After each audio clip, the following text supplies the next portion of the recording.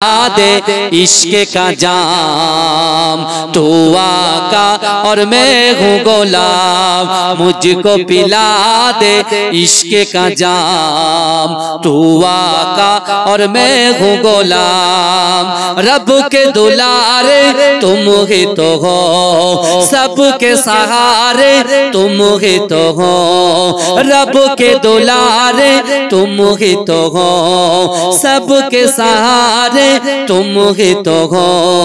आए नबी जितने दुनिया में सबसे प्यारे तुम ही तो हो, भेजे खुदा ने तुमको सलाम, तू आका और मैं हूँ गुलाम, मुझको पिला दे इश्क का जाम, तू आका और मैं हूँ गुलाम। डूबा सूरज वापस पलटे और सजर आ जाए चल के, डूबा सूरज वापस पलटे और सजर आ जाए चल के, तुम जो चाहो ओ हो जाए, पल में क्या से क्या हो जाए, पल में क्या से क्या हो जाए, अल्लाह जाने तेरा मकाम, तू आका और मैं हूँ गुलाम, मुझको पिला दे इश्क का जाम, तू आका और मैं हूँ गुलाम। सिदरा पे जाके प्यारे नबी से बुलबुल सिदरा बोल नबी से, सिदरा पे जाके प्यारे नबी से बुलबुल सिदरा बोल नबी से, आगे गए तो जल जाओगे आप अकेले जागे यहाँ से, अर्श बरी पे तेरा कयाम, तू आका और मैं हूँ गुलाम, मुझको पिला दे इश्क का जाम, तू आका और मैं हूँ गुलाम। अल्लाहुम्मा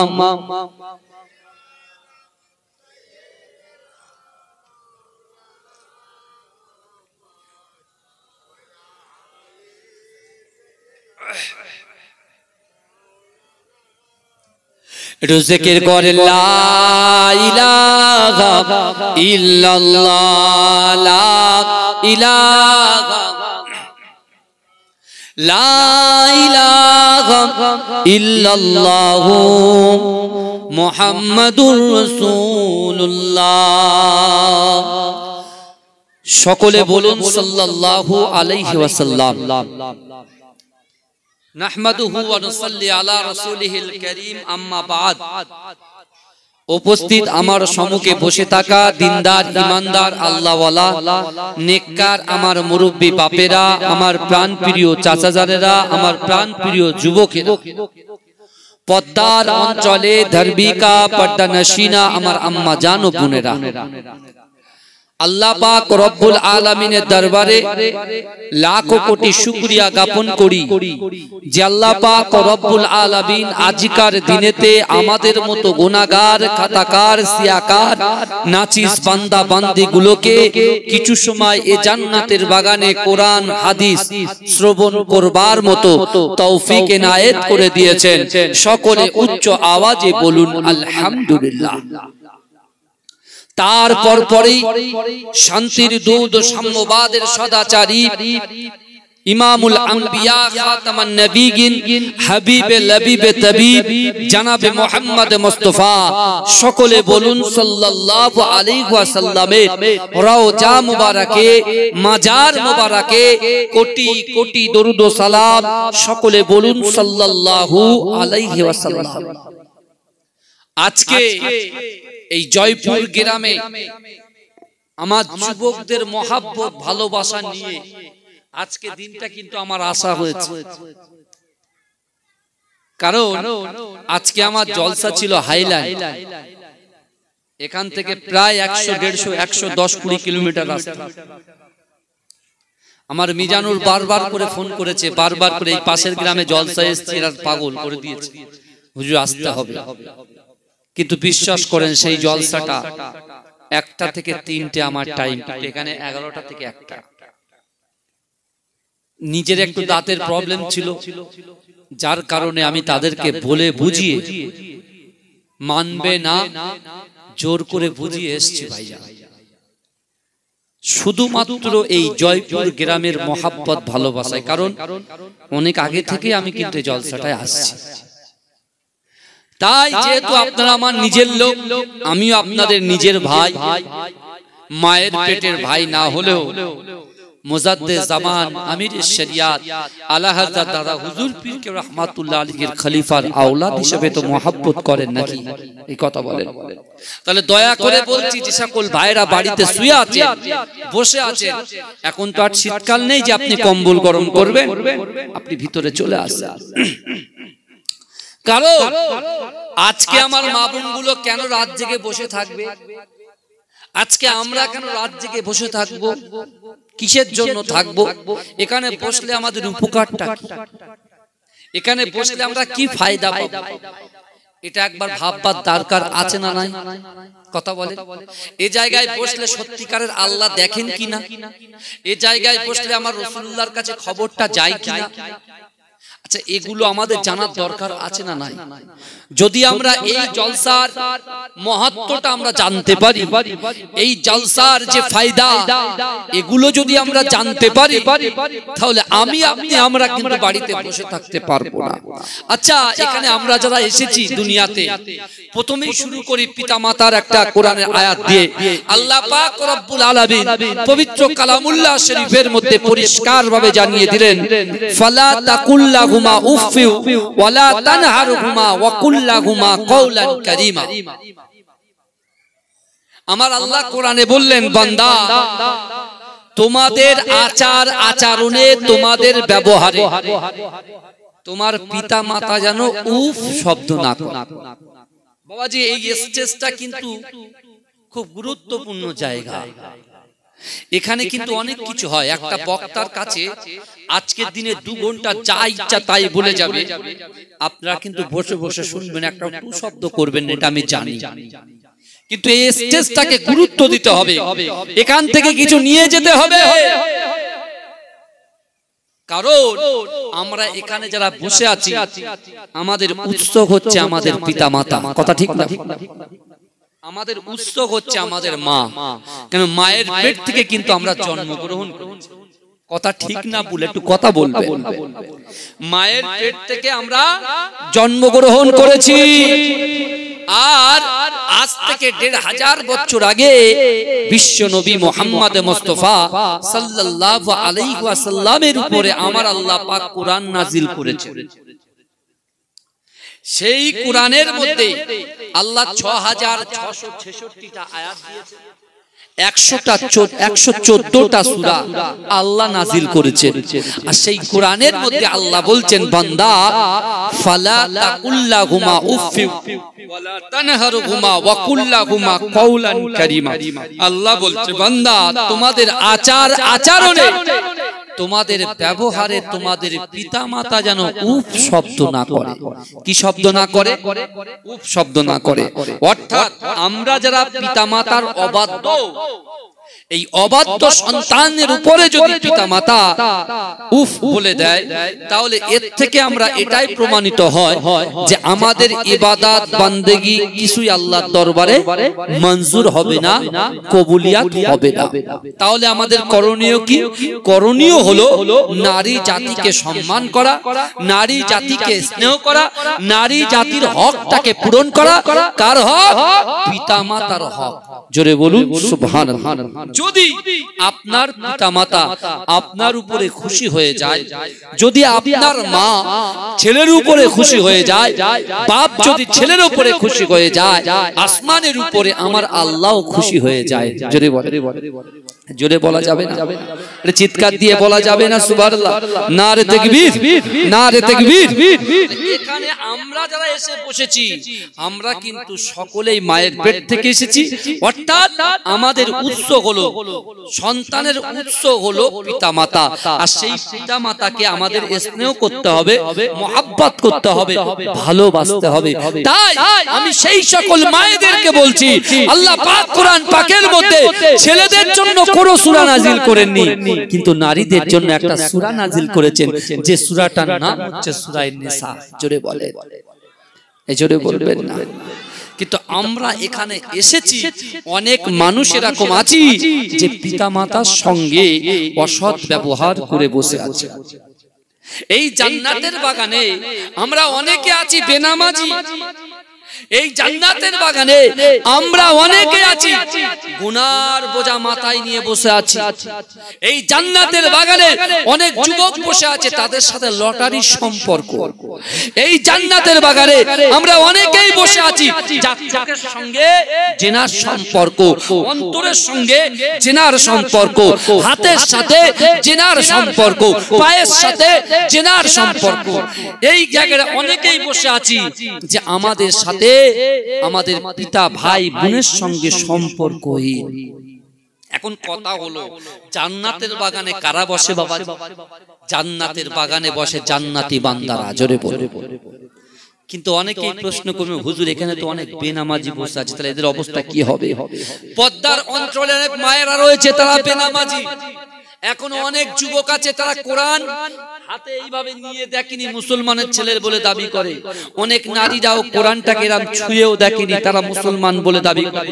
কিন্তু আমার বাবাজিরা, আমি আপনার পীরের আওলাদ বলে দিয়ে গেলাম, যা কিছু আপনি করছেন, আপনার 60 বছর হায়াতে জিন্দেগিতে, আপনার 70 বছর হায়াতে জিন্দেগিতে, আপনার 30 বছর হায়াতে জিন্দেগিতে যা কিছু করছেন সব খবর কার কাছে আছে? এই জোরে বলেন, আমার আল্লাহর কাছে আছে। আর সেই আল্লাহর কাছে আপনাকে পৌঁছাতে হবে। হবে কি হবে না?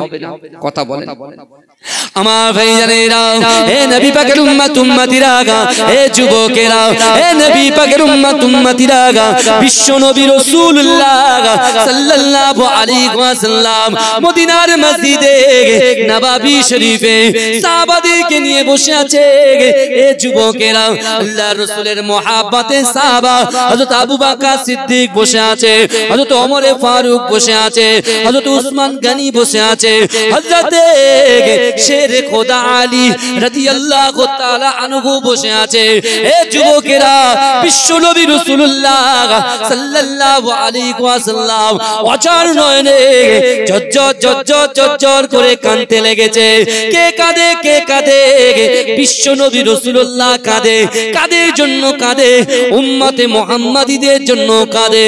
হে যুবকেরা, আল্লাহর রাসূলের মহব্বতে সাহাবা হযরত আবু বকর সিদ্দিক আল্লাহর রাসূলকে জিজ্ঞাসা করলেন, ইয়া রাসূলুল্লাহ, ইয়া হাবিবাল্লাহ, হুজুর আপনি এমন করে ঝরঝর করে কেন কাঁদেন? হে যুবকেরা, ওই সময় বিশ্ব নবী রাসূলুল্লাহ সাহাবাদেরকে বলেছিলেন, হে আমার সাহাবারা, আমার গুনাহগার উম্মত উম্মতিরা, রাতের অন্ধকারে দিনের আলোতে, প্রকাশ্যে অপ্রকাশ্যে, জাহিরিতে বাতিনিতে তারা যত গুনাহ করে, যে গুনাহর সঙ্গে জড়িয়ে থাকে, সব কিছু আমার আল্লাহ দেখেন। আমি রাসূলুল্লাহ এই জন্য কাঁদি, কাল কিয়ামতের মাঠেতে, কাল হাসরের মাঠেতে আল্লাহর হাতে তারাজ্য থাকবে, আল্লাহর হাতে মিজানের পাল্লা থাকবে। আমি রাসূলুল্লাহ এই জন্য কাঁদি। আল্লাহ পাক রব্বুল আলামিন তার মিজানের পাল্লার সামনে যখন দাঁড়াবেন, আল্লাহর হাতে যখন মিজানের পাল্লা থাকবে, এ আমার সাহাবারা, আমি রাসূলুল্লাহ এই জন্য কাঁদি। আল্লাহ পাক রব্বুল আলামিন মিজানের পাল্লার সামনে যখন দাঁড়িয়ে যাবে, আমার উম্মত উম্মতিদের আমলনামাটা আল্লাহ যখন হিসাব করবে, হিসাব করার আগে আল্লাহ পাক রব্বুল আলামিন আমার উম্মত উম্মতিকে 5টা প্রশ্ন করবে। হে যুবকেরা, একটু ভালো করে বোঝার চেষ্টা করেন। বিশ্ব নবী রাসূলুল্লাহ বললেন, এ আমার সাহাবারা, আমি রাসূলুল্লাহ এই জন্য কাঁদি যতক্ষণ পর্যন্ত আমার উম্মতিরা আল্লাহ পাকের 5টা প্রশ্নের জবাব না দিতে পারবে, ততক্ষণ পর্যন্ত আমার উম্মতিরা একটা চুল পরিমাণে আল্লাহ দরবার থেকে পা তুলতে পারবে না। এ যুবকেরা, আল্লাহ রাসূলের সাহাবারা আল্লাহ রাসূলকে বললেন, ইয়া রাসূলুল্লাহ আপনি কাঁদবেন না।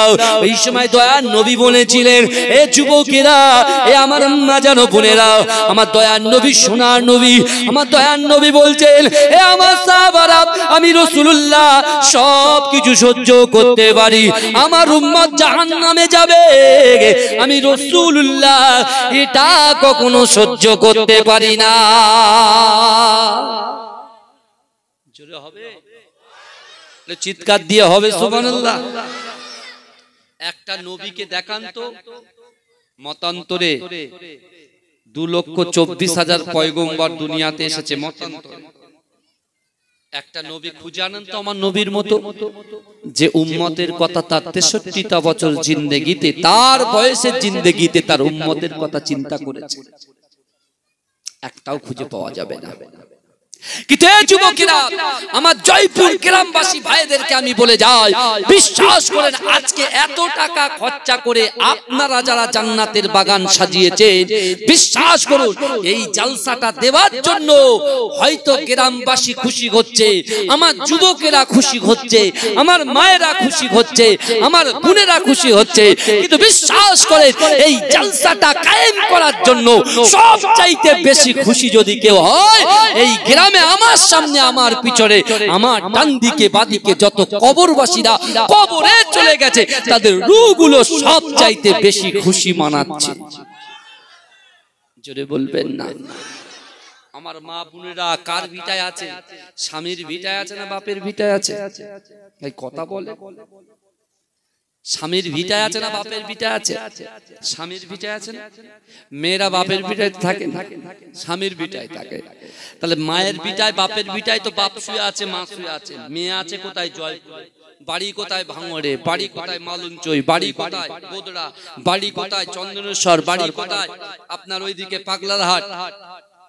কিন্তু মা, তুমি যদি এই জান্নাতের বাগানে চুপ করে বসে থাকো, কোনো কথা না বলে গুনার দিকে খেয়াল করে যদি বসে থাকো, বিশ্বাস করো তোমার এই বসার জন্য তোমার পিতা মাতার কবরে আল্লাহ পাক অটোমেটিক সব পৌঁছে দেবে। এর থেকে আর কি চাই আমরা? কি চাই বল? এটাই তো আমাদের নিয়ত, তাই তো নাকি? কথা বলেন। রাসূল বলছেন, রাতের অন্ধকারে দিনের আলোতে, প্রকাশ্যে অপ্রকাশ্যে, জাহিরিতে বাতিনিতে আমার উম্মতিরা যা কর্মকাণ্ডগুলো করে সব আল্লাহ দেখে। তাহলে আমরা কাকে ভয় করব বাবাজি? আমাদের এই গ্রামে অনেক ব্যক্তি আছে, দেখেন মনের কথা বলবো, দেখবেন আমি মনের কথা বলছি, একটু মাথা নাড়বে। অনেকেরই কিন্তু আর্থিক সমস্যা, অনেকেরই শারীরিক সমস্যা, পারিবারিক সমস্যা, দেখবেন এই তিনটের মধ্যে আছে সব, যে কোনো একটা লুকায়িত। কারোর পারিবারিক সমস্যা আছে, কারোর অর্থনৈতিক সমস্যা আছে, কারোর শারীরিক সমস্যা আছে, কারোর ব্যবসায়িক সমস্যা আছে, কারোর সন্তান সন্তান সমস্যা আছে, কারোর স্ত্রীর সমস্যা আছে, কারোর স্বামীর সমস্যা আছে, আছে না নাই? কথা বলে। আচ্ছা, এই সকল সমস্যার কি সমাধান চান আপনারা? একটু কথা বলেন, হ্যাঁ বলেন। যদি চান তাহলে একবার তাকবীর দেন, নারে তাকবীর, নারে তাকবীর। এই আওয়াজ করলে হবে? এখন অনেক বাকি তো, একটু জোরে তোলেন, নারে তাকবীর। মাসলাকে মুজাদ্দিদ জামান, মুজাদ্দিদ জামানের হক সিলসিলা, নারে তাকবীর। এই জলসা শ্রোতা সামিন মণ্ডলী, মাজিরাই পিডাঙ্গা দরবার শরীফ, নারে তাকবীর। তাহলে এই সমস্যার সমাধান যদি চান, রাসূলুল্লাহর কথা আপনাকে মানতে হবে। কার কথা? দুনিয়ার কোন নেতার কথা নয়। পৃথিবী তো একটাই নেতা, সেটা জগৎ নেতা, বিশ্ব নেতা, হায়াতুন নবী, নূর নবী, মুফাখখারে মওজুদা মুহাম্মদ মুস্তাফা হাবিবুল হাবিব তাবিব জনাবে মুহাম্মদুর রাসূলুল্লাহ। সকলে বলুন সাল্লাল্লাহু আলাইহি ওয়াসাল্লাম। যে নবীর মুহাব্বত করলে যে নবীর ভালোবাসা যদি কোনো যুবকের কলিজায় থাকে, কোনো মা বোনের কলিজায় থাকে, কোনো বাপের কলিজায় থাকে, কোনো চাচার কলিজার ভিতরে থাকে, আমার রাসূলুল্লাহর মহব্বত যদি এই জয়পুর গ্রামবাসীর ভিতরে যদি থাকে, আমার রাসূল কিন্তু মদিনায় থাকতে পারে না, মদিনা শরীফ থেকে রূহানি হালাতে এই মজলিসে হাজির হতে পারে। জোরে বলবেন না? একবার যদি রাসূল চলে আসে আমাদের তকদির পরিবর্তন হবে কি হবে না? হবে। ভালো করে বোঝেন, ভালো করে বোঝেন। তাহলে বিশ্ব নবী রাসূলুল্লাহর কথা আপনাকে মানতে হবে। কি মানবেন? আল্লাহ রাসূল বলছেন, ইয়া আমার সাহাবারা, আমি রাসূলুল্লাহ জবান দিয়ে যে কথা বলি, আল্লাহ রাসূল বলছেন আমি রাসূলুল্লাহ জবান দিয়ে যে কথা বলি, আসমানের উপরে আল্লাহ ওই কথাটাকে কবুল করে নেয়। যেটা বলবেন না, কার কথা কবুল করে? রাসূলুল্লাহর কথা আল্লাহ কবুল করে।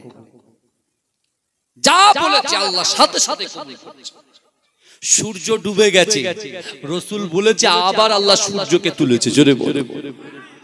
রাসূল আঙ্গুল ইশারা করেছে, আল্লাহ চাঁদ দুভাগ করে দিয়েছে।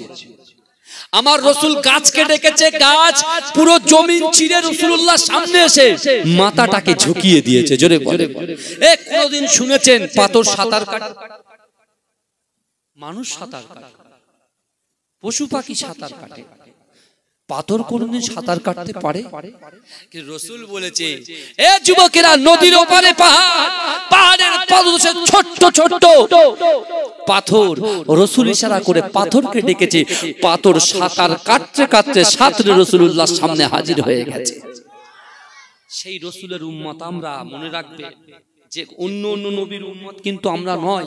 আমাদের একটা আভিজাত্য আছে, আমাদের একটা পাওয়ার আছে, আমাদের একটা ইজ্জত আছে, আমাদের একটা সম্মান আছে। কারণ আল্লাহর রাসূলের উম্মত হওয়ার জন্য সকল নবীরা আল্লাহর কাছে দরখাস্ত করেছে, চিঠি করেছে, আপ্যায়ন করেছে, বলেছে আল্লাহকে। আল্লাহ কারোর কথা কবুল করেননি, একমাত্র নবী ঈসা আলাইহিস সালাতু ওয়াস সালামের দরখাস্ত আল্লাহ কবুল করেছিলেন। জোরে বলে। কিন্তু আমরা যারা জয়পুরের গ্রামবাসী, মাইকের আওয়াজটা যাদের কানে যাচ্ছে, আমরা কিন্তু একবার আল্লাহকে বলিনি যে আল্লাহ আপনি আমাদের উম্মতি বানান। কিন্তু আল্লাহ পাক আমাদেরকে দয়া করেছে, আল্লাহ পাক আমাদেরকে ভালোবেসেছে, আল্লাহ পাক আমাদেরকে মহব্বত করেছে, আল্লাহ আমার মায়েদেরকে ভালোবেসে আখিরি নবীর উম্মত করে দুনিয়ার জমিনে পাঠিয়ে দিয়েছে। জোরে বলবেন না? এই জোরে বলবেন না? আমাদের ফ্যাসিলিটি কত জানেন? কথায় কথা বেড়ে যায়। জলসায় একটা দিক ধরে যাবো তো, কিন্তু হবে না, কারণ এই জিনিসটা বোঝাতে কি আরেকটা জায়গায় চলে যেতে হয়। কিন্তু আমি চেষ্টা করব কিছু কথা বলে যাওয়া। আমার ভাইজানেরা, হে নবী পাকের উম্মত উম্মতিরা, হে নবী দেওয়ানারা, বিশ্ব নবী রাসূলুল্লাহ সাল্লাল্লাহু আলাইহি ওয়াসাল্লাম সাহাবাদেরকে বলেছিলেন, হে আমার সাহাবারা, আখিরি জামানায় আমার কিছু উম্মত উম্মতি থাকবে, তারা অর্থ সম্পদের পিছনে ছুটবে না, না না, তাদের একটু ইজ্জত কামানোর জন্য আমি রাসূলুল্লাহর কথা সে ভুলে যাবে, আল্লাহর ভয় তার মনে থাকবে না, আমি রাসূলুল্লাহর মুহাব্বত থাকবে না। কিন্তু আমার সাহাবারা, আমি রাসূলুল্লাহ জানিয়ে দিয়ে গেলাম, আমি রাসূলুল্লাহ জবান দিয়ে যে কথাটা বলি, আমার আল্লাহ পাক আসমানের উপরে ওই কথাটাকে কবুল করে নেয়। কিন্তু আমার সাহাবারা, আমার উম্মত উম্মতিদের ভিতরে অর্থনৈতিক সমস্যা, পারিবারিক সমস্যা, শারীরিক সমস্যা, পারিবারিক সমস্যা, এমন করে যে সকল সমস্যার সম্মুখীন হবে, এ আমার সাহাবারা, আমি রাসূলুল্লাহ জানিয়ে দিয়ে গেলাম, আমার আল্লাহ পাক রব্বুল আলামিন আমি রাসূলুল্লাহকে এত ফ্যাসিলিটি দিয়েছে, আমি রাসূলুল্লাহকে এত ভালোবেসেছে, আমি রাসূলুল্লাহ জবান দিয়ে যে কথা বলি, আল্লাহ আসমানের উপরে ওই কথাটাকে কবুল করে নেয়। কিন্তু আমার সাহাবারা, আমি রাসূলুল্লাহ যখন দুনিয়ার জমিনে থাকবো না আমার উম্মত উম্মতিদেরকে কে দেখবে কিন্তু না না না আমি রাসূলুল্লাহ জানিয়ে দিয়ে গেলাম আমার উম্মত উম্মতিদের ভিতরে তিনটে আমল যদি থাকে তিনটে কারণ যদি থাকে তিনটে আমল যদি থাকে এই তিনটে আমলের জন্য আমি রাসূলুল্লাহ জানিয়ে দিলাম এই তিনটে আমলের জন্য আমার উম্মত উম্মতিরা আসমানের নিচে জমিনের উপরে আমার আল্লাহর কাছে যেটা চাইবে যে আশা করবে যে আকাঙ্ক্ষা করবে আমি আল্লাহ পাক নবী জানিয়ে দিলাম আমার আল্লাহ পাক আসমানের উপরে তাদের মনের আশাটাকে কবুল করে নেবে।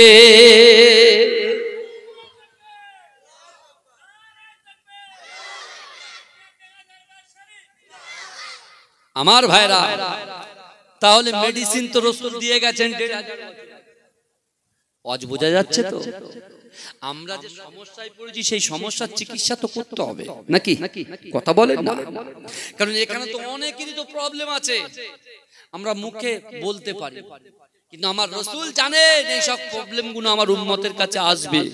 অর্থনৈতিক, পারিবারিক, শারীরিক, বুঝতে পারছেন না, আরো অনেক আছে, যত বাড়াবেন ইত্যাদি ইত্যাদি ইত্যাদি। কিন্তু এই সমস্যার সমাধান রাসূল করে গেছেন। কি বলেছেন?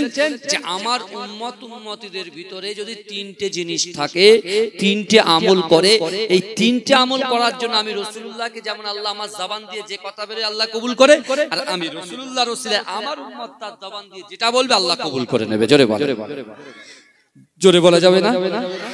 এখন এই কথাটাকে আমাকে কোরআন দিয়ে দলিল দিতে হবে, তাই তো নাকি গো? কোরআন দিয়ে বলতে হবে, তাহলে বুঝবে।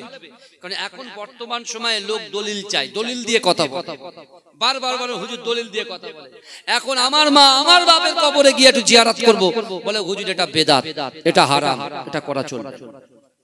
আবার বলছে হুজুর দলিল দাও।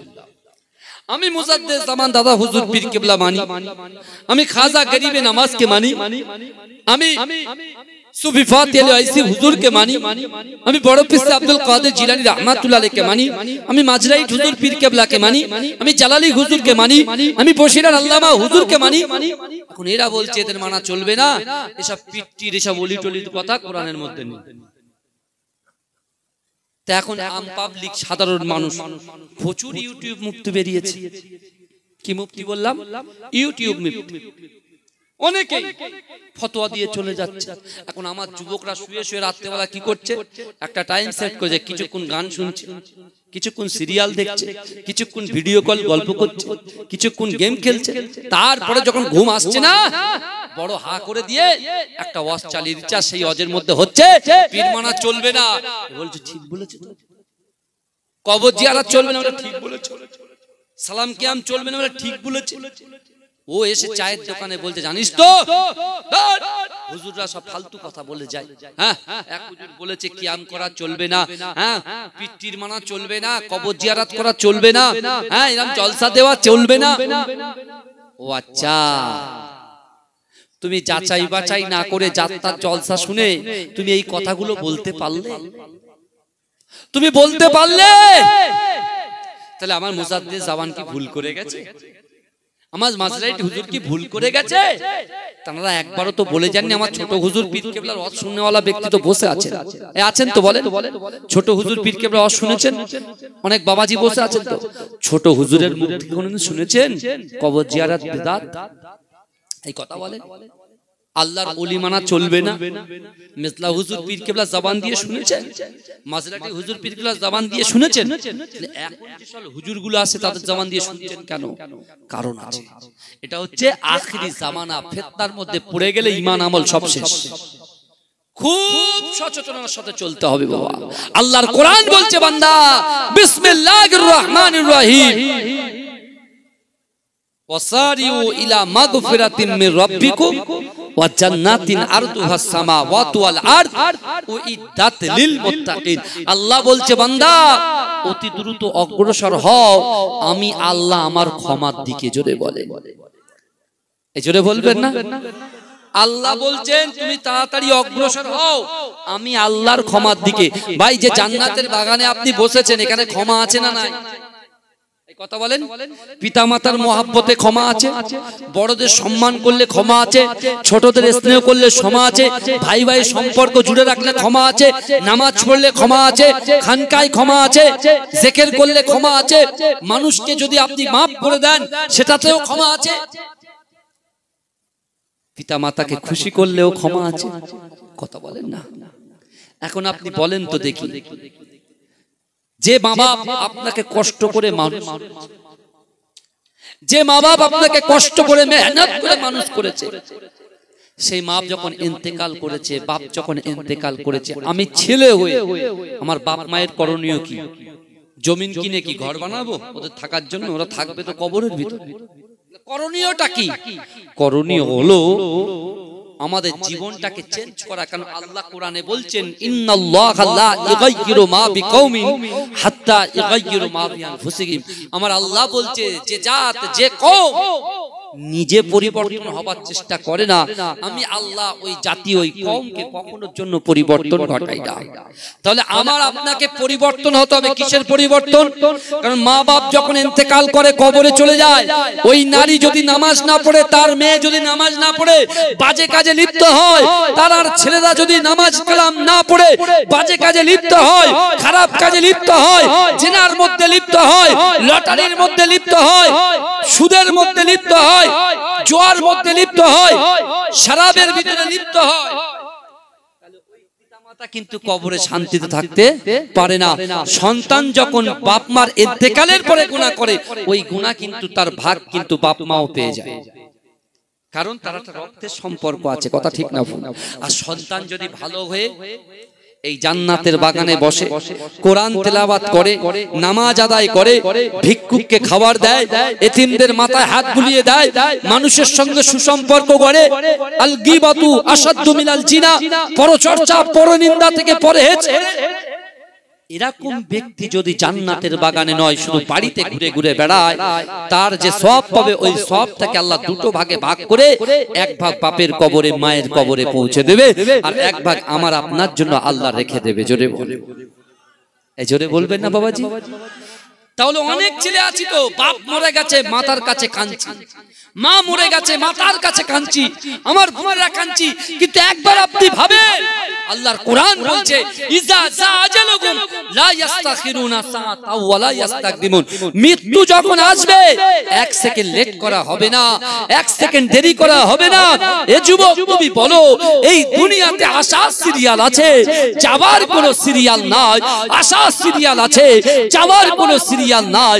এ যুবক তুমি বলো, তাহলে তুমি বলো মুখ দিয়ে একবার, এই দুনিয়ায় আশার সিরিয়াল আছে, যাওয়ার কি কোনো সিরিয়াল আছে? জোরে বলেন না।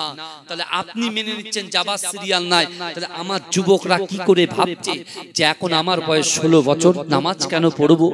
আমার বয়স 25 বছর, নামাজ কেন পড়বো? কোরআন কেন তেলাওয়াত করব? মা বাপের কেন কথা শুনবো? স্ত্রীর হক কেন আদায় করব? এখন তো অনেক দেরি আছে, এখন তো শুধু লুটে নেওয়ার সময়। ভাইজান, আপনি ভুল করছেন। আপনি চিন্তা করুন, একটা বারের জন্য রিয়ালাইজ করেছেন, একটা বারের জন্য চিন্তা করেছেন আমাদের ঈমান, আমাদের ঈমান, আমরা কালেমা পড়েছি লা ইলাহা ইল্লাল্লাহ মুহাম্মাদুর রাসূলুল্লাহ, আর ফিলিস্তিনের যুবকরাও তো কলেমা পড়েছে লা ইলাহা ইল্লাল্লাহ মুহাম্মাদুর রাসূলুল্লাহ। তাদের নবী মুহাম্মদ সাল্লাল্লাহু আলাইহি ওয়াসাল্লাম, আমাদের নবীও মুহাম্মদ সাল্লাল্লাহু আলাইহি ওয়াসাল্লাম, তাদের ঈমান আর আমাদের ঈমান। আমেরিকা আর ইউরোপ তার জারজ সন্তান ইসরায়েল যেভাবে অ্যাটাক করেছে, বাপের কোলে সন্তান শহীদ হয়েছে, সন্তানের কোলে বাপ শহীদ হয়েছে, স্বামীর কোলে স্ত্রী শহীদ হয়েছে, স্ত্রীর কোলে স্বামী শহীদ হয়েছে। এই যুবকরা ঠান্ডায় আমরা ঘরে কম্বল নিয়ে ঘুমিয়েছি, কিন্তু ফিলিস্তিনে গিয়ে খবর নাও, যুবকগুলো কম্বল তো দূরের কথা, বাড়ির ছাদ পর্যন্ত পায়নি। এরকম ভাবে শীতে থরথর করে কেঁপেছে, আর বাপ তার সন্তানের লাশটাকে নিয়ে আল্লাহর দরবারে উত্তোলন করে আল্লাহকে বলেছে, আল্লাহ আমার বড় সন্তান চলে গেছে তো কি হয়েছে, এখনো মেজ সন্তান বাকি আছে, মেজ সন্তান চলে গেছে কি, এখনো ছোট সন্তান বাকি আছে। আল্লাহ আমি আমার জীবনটুকু দিতে রাজি আছি, ব্যবসা বাণিজ্য সবকিছু দিতে রাজি আছি, কিন্তু বাইতুল মুকাদ্দাসকে দিতে রাজি নয়। জোরে বলে, জোরে হবে। একবার ভাবুন না তাদের কথা। তারা যখন নামাজে যাচ্ছে ডাইরেক্ট শুট করে দিচ্ছে। আর আজকে আমাদের মসজিদে আপনি নামাজ পড়তে যাচ্ছেন, কেউ আপনাকে একটা গায়ে কেউ টাচ করছে? কেউ করছে না। একটু ভাববেন না, আমার রাসূল কখনো ইহসান বলেন, আমরা ইহসান ভুলে যাই। রাসূল ইহসান বলেন না, আমরা ইহসান ভুলে যাই। তাই আজকে আমি আপনাদেরকে বলতে চাই, যে সমস্যাগুলো আমরা পড়ে আছি, এই সমস্যার সমাধান হবে তিনটে জিনিস রাখতে হবে। কটা বাবাজি? তিনটে। আমার যুবকেরা, এ নবী পাকের উম্মত উম্মতিরা, এ নবী দিওয়ানারা, আল্লাহর কোরআন জানিয়ে দিয়েছে, ইয়া আইয়ুহাল্লাযীনা আমানুত্তাকুল্লাহ ওয়া কুনু মা'আস সাদিকিন। ইয়া আইয়ুহাল্লাযীনা আমানু, হে আমার বিশ্বাসী ঈমানদার বান্দারা, ওয়াত্তাকুল্লাহ, আমি আল্লাহ, আমাকে ভয় করো। এ যুবকেরা, ওই কোরআন থেকে জানতে পারলাম, ও মায়েরা বোনেরা, আমি কোরআন থেকে জানতে পারলাম, এক হচ্ছে আল্লাহর ভয় আমাদের কলিজার ভিতরে থাকতে হবে। দ্বিতীয় নম্বর, আল্লাহর কোরআন বলছে, কুল ইন কুনতুম তুহিব্বুনাল্লাহা ফাত্তাবিউনি ইউহিব্বুকুমুল্লাহ। আমার আল্লাহ বলে, নবী আপনি বলুন, যারা আমি আল্লাহ আমাকে মুহাব্বত করতে চায়, আমাকে ভালোবাসতে চায়, আমাকে ভালোবাসার আগে আপনাকে যেন মুহাব্বত করে। এ যুবকেরা, আপনিটা হলো বিশ্ব নবী মুহাম্মাদুর রাসূলুল্লাহ। জোরে বলে। তাহলে কোরআন থেকে জানতে পারলাম দ্বিতীয় জিনিস, আল্লাহর রাসূলের মুহাব্বত। কথা বলেন, আল্লাহর রাসূলের মুহাব্বত। জোরে বলবেন না, এই জোরে বলবেন না সুবহানাল্লাহ। তাহলে আমাদের পারিবারিক, অর্থনৈতিক, সামাজিক, রাজনৈতিক থেকে শুরু করে, আমাদের শারীরিক থেকে শুরু করে, ব্যবসায়িক থেকে শুরু করে, যে সমস্যায় আমরা পড়ে আছি, এই সমস্যার সমাধান রাসূল ১৫০০ বছর আগে বলতে গিয়ে কোরআন থেকে দলিল পেশ করে বলেছেন যে আমি রাসূল জবান দিয়ে যেটা বলি আল্লাহ কবুল করে। আর দুনিয়ার জমিনের উপরে আমার উম্মত উম্মতিরা তিনটে জিনিস রাখলে আল্লাহ তাদের মনের কথা ছাড়া যেটা আল্লাহকে বলে আল্লাহ কবুল করে নেয়। এক, আল্লাহর ভয়। দুই, রাসূলুল্লাহর মুহাব্বত। তিন হচ্ছে আকিমুস সালাহ, নামাজের পাটি। জোরে বলুন, কোন পাটি? এই জোরে বলেন, কোন পাটি? নামাজের পাটি। ভালো করে বুঝবেন, নামাজের পাটি। এক, আল্লাহর ভয়। দুই, রাসূলুল্লাহর মুহাব্বত। আর তিন হচ্ছে নামাজের পাটি। এই তিনটে জিনিস কোন যুবক যুবতী, নারী পুরুষ, আল্লাহর বান্দা বান্দি যদি ঠিকঠাক রাখতে পারে, তুমি বিশ্বাস করো, এতদিন যাবত পর্যন্ত ব্যবসা করেছো, ব্যবসায় উন্নতি হয়নি, বাড়িতে টাকা ঢেলেছো, কিন্তু সাংসারিকে শান্তি নাই। তোমার ছেলেকে তুমি অনেক অর্থ পয়সা খরচা করেছো, কিন্তু তোমার ছেলে ঠিক জায়গায় পৌঁছায় নাই। তুমি অনেক নিয়ত করেছো, কিন্তু সেই নিয়ত পর্যন্ত আপনি পৌঁছাননি। এই তিনটে কাজ করেন, 1 বছর পরে আমাকে খবর দেবেন। যদি কাজ না হয়, দ্বিতীয়বার এই জলসায় এসে আমি বসবো না, পরীক্ষিত আমি বলছি। আল্লাহর ভয় থাকতে হবে। আমরা তো বলি, হুজুর আমরা তো আল্লাহকে ভয় করি। রাসূলুল্লাহর মুহাব্বত থাকতে হবে। আমরা ওই রাসূলকে মুহাব্বত করি যে, হ্যাঁ ঠিক দিচ্ছি তো নাকি? ঠিক বলছি তো বাবাজি? এই কথা বলে।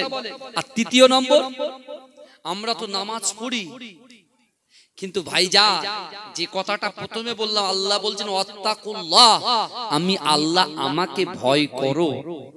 যার ভিতরে ভয় থাকবে, যার ভিতরে রাসূলুল্লাহর মুহাব্বত থাকবে, শরিয়াত বিরোধী কোনো কাজ, শরিয়াতে হারাম কোনো কাজ, শরিয়াতে মাকরুহ কোনো কাজ তার দ্বারাই সে করতে পারবে না।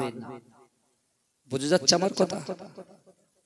তাহলে একটা যুবক ছেলে মনে করছে যে হুজুর বলে যাচ্ছে, কিন্তু আমি তো কোরআন বলছি। আবার দেখেন, এই তিনটে জিনিস আপনার ভিতরে আছে, কিন্তু আল্লাহর কোরআন আবার বলছে, আল্লাহর কোরআন আবার বলছে, বিসমিল্লাহির রহমানির রহিম, আহাসিবান নাস ওয়া ইতরাকু আইয়াকুলু আমান্না ওয়া হুম লা ইফতানুন। আল্লাহ বলছে, বান্দা তোমরা যারা ঈমান এনেছো, তোমরা কি মনে করো আমি আল্লাহ তোমাদেরকে ছেড়ে দেব? অহুম লা ইফতানুন, আমি আল্লাহ কি তোমাদের পরীক্ষা করব না? কি করবেন এবার? কোথায় যাবে? আমি এক্ষুনি ঘটনা বললে শেষ হয়ে যাবে, কিন্তু কোরআনের আয়াতগুলো সামনে নিয়ে আসছি একটু বোঝানোর জন্য। অসুবিধা হচ্ছে না তো কারণ? এই অসুবিধা হচ্ছে না তো? দরুদ শরীফ পড়ুন, আল্লাহুম্মা সাল্লি আলা। গরম পানি নিয়ে এসো তো আমার জন্য, গরম পানি একটু করে।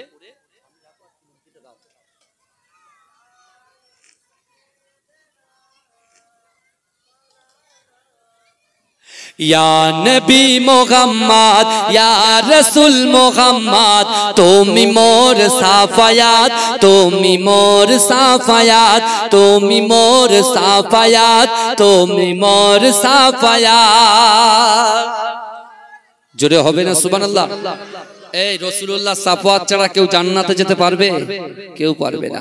কেউ যদি মনে করে আমার নামাজ রোজা হজ যাকাত নিয়ে অত সহজ নয়, আপনার ওই কলিজা চিরে আল্লাহ দেখবে রাসূলুল্লাহর মহব্বত কতটা আছে।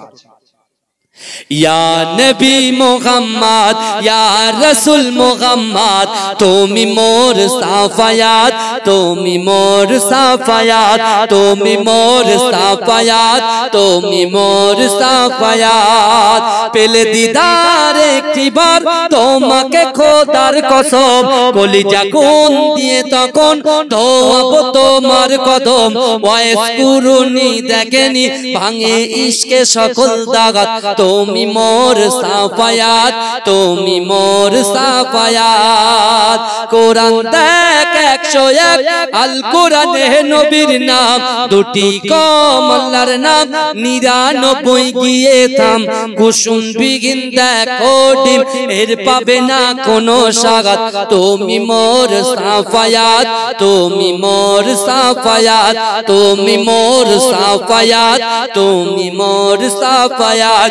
পেলে দিদার একটি বার তোমাকে খোদার কসম, কলিজা খুন দিয়ে তখন ধোয়াবো তোমার কদম।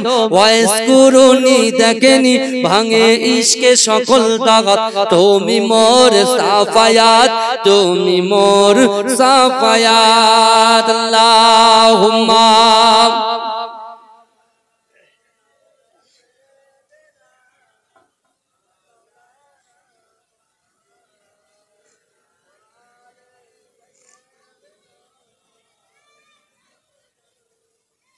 আমার বাবাজিরা, যে কথা আমি আপনাকে বলতে গিয়ে এত দূর পর্যন্ত আসলাম, আল্লাহর কোরআন বলছে বান্দা আহুম লা ইফতানুন, আমি আল্লাহ পরীক্ষা করব। এখন কথা হলো রাসূল বলেছেন তিনটা আমল, আল্লাহর ভয়, রাসূলুল্লাহর মহব্বত, নামাজের পাটি। কিন্তু আল্লাহ বলছে বান্দা আহুম লা ইফতানুন, আমি আল্লাহ কিন্তু পরীক্ষা করব। একজন নামাজি সে যখন নামাজ পড়ে, একজন রোজাদার সে যখন রোজা করে, বিশ্বাস করুন যে কোনো মুহূর্তে আল্লাহ তাকে যে কোনো পাঁচটার মধ্যে একটা পরীক্ষা করতেই পারে, নেবেই নেবে, এটা মনে রাখবেন। কোরআন থেকে বলে যাচ্ছে, বিশ্বাস করেন।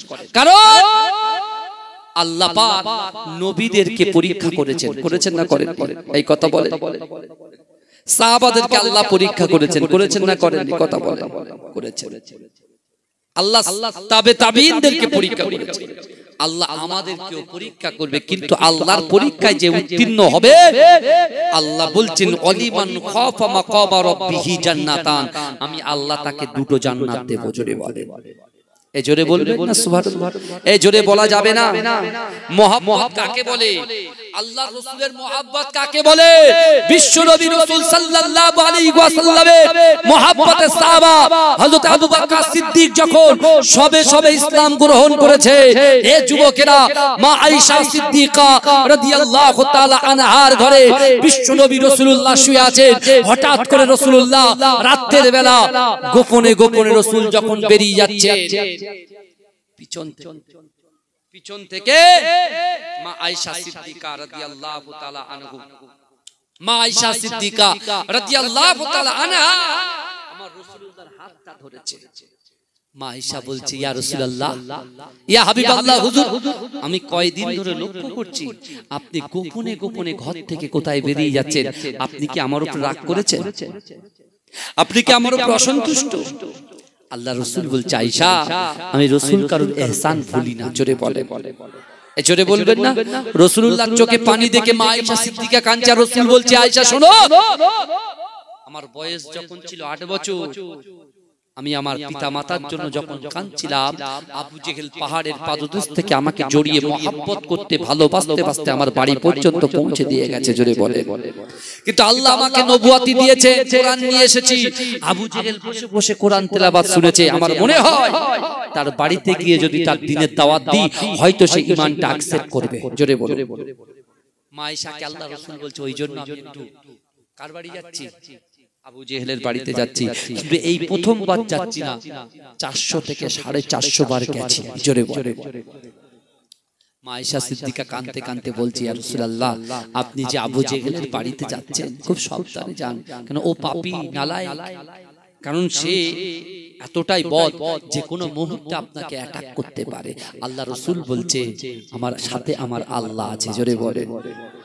রাসূলুল্লাহ হাত তুলে দুটো ওমরের জন্য দোয়া করলেন। এক, হযরত ওমরে ফারুক আমিরুল মুমিনিনের জন্য দোয়া করলেন, আর দুই হচ্ছে এই আবু জেহেলের নাম ছিল ওমর ইবনে হিসাম, এর জন্য দোয়া করেছিলেন। কিন্তু আমার ভাইজানেরা, এ নবী পাকের উম্মত উম্মতিরা, এ নবী দেওয়ানরা, রাসূলুল্লাহর মুহাব্বত কাকে বলে, রাসূলুল্লাহর ভালোবাসা কাকে বলে, খাউফে ইলাহি কাকে বলে, একটুখানি বোঝার চেষ্টা করেন।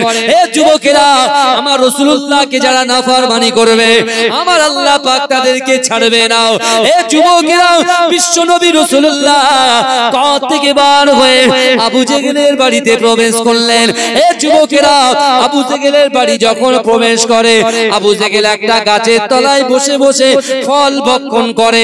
বিশ্ব নবী রাসূলুল্লাহ সাল্লাল্লাহু আলাইহি ওয়াসাল্লাম ওই আবু জেহেলের ঘরের ভিতরে ঢুকে আল্লাহর রাসূল জিজ্ঞাসা করে, এ আবু জেহেল তুমি কি করো?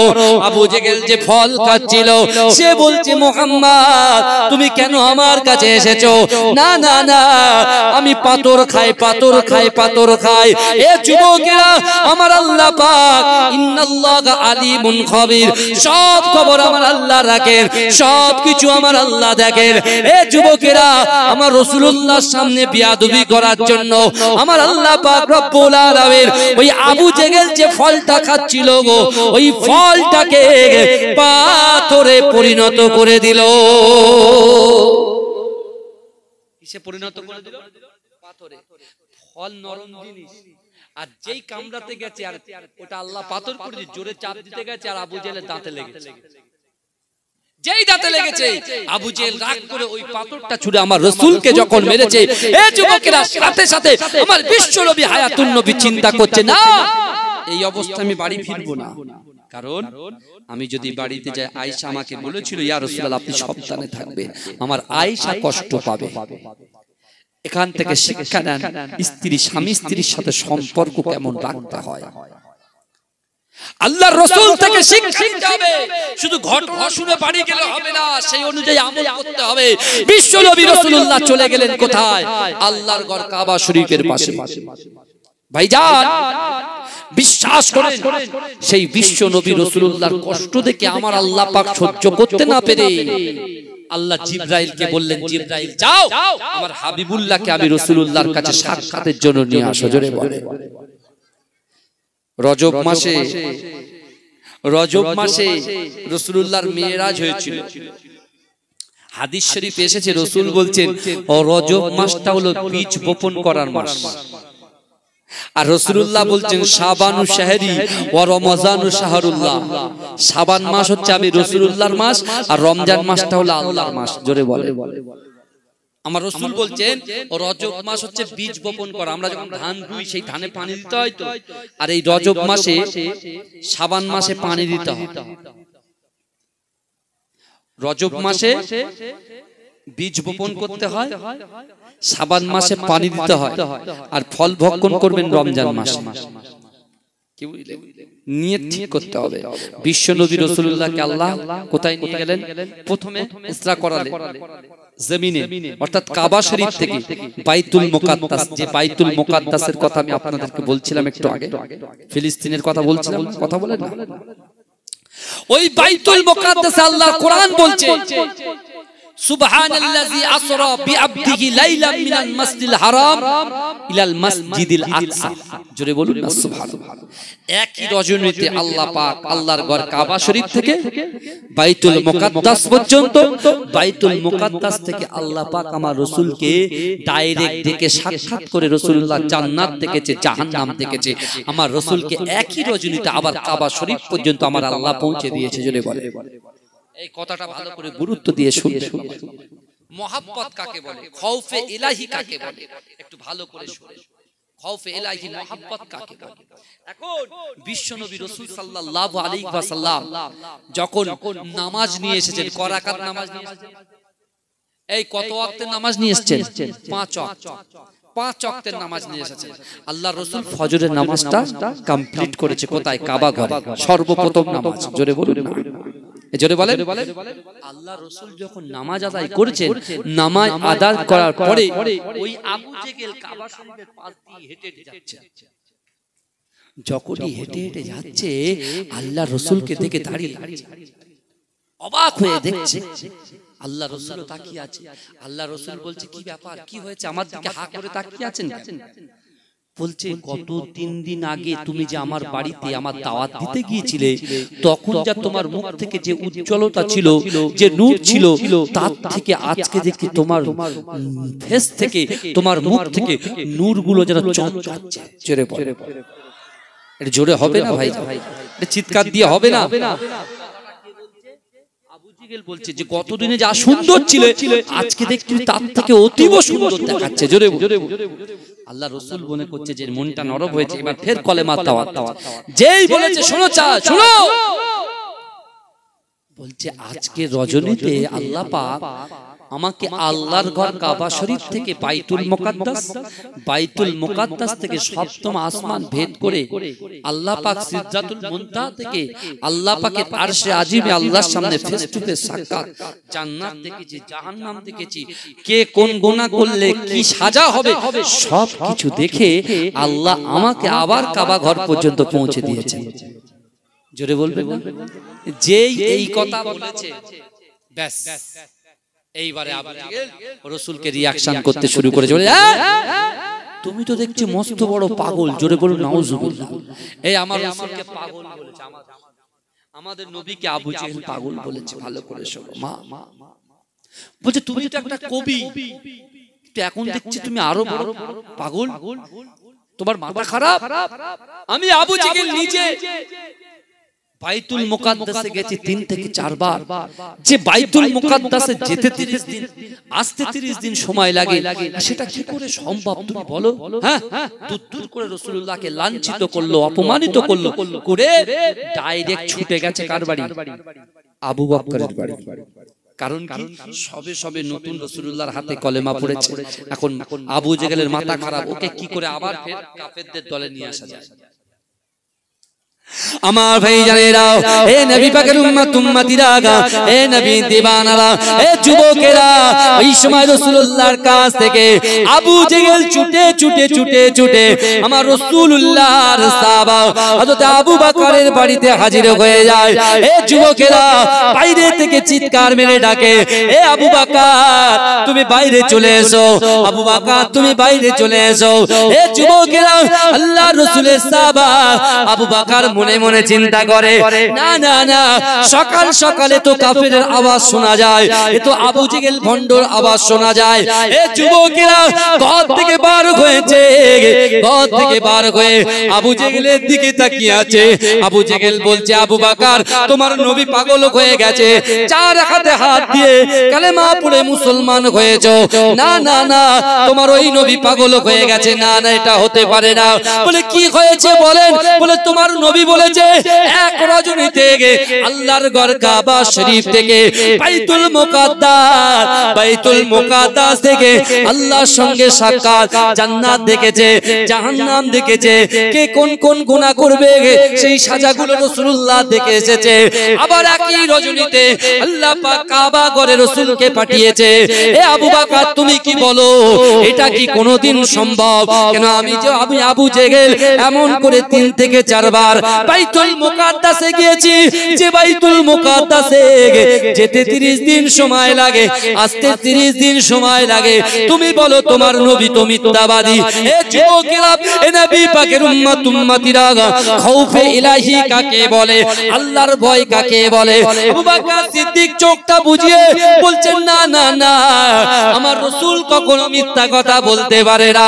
এ যুবকেরা, এ নবী পাকের উম্মত উম্মতিরা, ওই সময় সিদ্দিক আকবর আবু জেহেলকে লক্ষ্য করে বললেন, এ কাফের আবু জেহেল, তুই আমার বাড়ির সামনে থেকে দূর হয়ে যাও। সত্যিকারের বিশ্ব নবী রাসূলুল্লাহ তোমার সঙ্গে যদি এই কথাগুলো বলে থাকে, আমি আবু বকর তোমার মুখে শুনে কথাগুলোকে আমি মেনে নিলাম।